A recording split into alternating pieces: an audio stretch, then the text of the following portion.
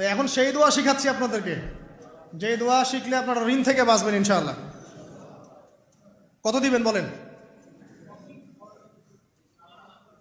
আচ্ছা, হ্যাঁ, এই তো শুক্রিয়া। দোয়া করবেন যেন আল্লাহ পাকের দিনটাকে আল্লাহর জমিনে প্রতিষ্ঠা করতে পারে।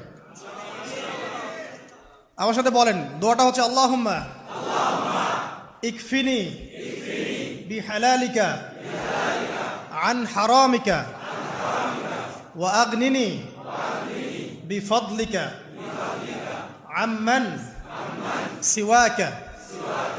এই দোয়াটা ছোট না, এটা মুখস্থ করবেন, সেজদায় পড়বেন, নামাজের সেজদায় পড়বেন, আত্তাহিয়াতু দরুদ শেষ তারপরে পড়বেন, নামাজ শেষে হাত তুলে করবেন, যখন তখন শেষ রাতটা করবেন। ইনশাআল্লাহ দেখবেন আপনার ঋণ বলতে কিছু থাকবে না ইনশাআল্লাহ। যদি থাকেও, বড় কোনো ঋণ থাকেও, আল্লাহ পাক অন্য কোনো মাধ্যমে এটা শোধ করার ব্যবস্থা করে দিবেন ইনশাআল্লাহ।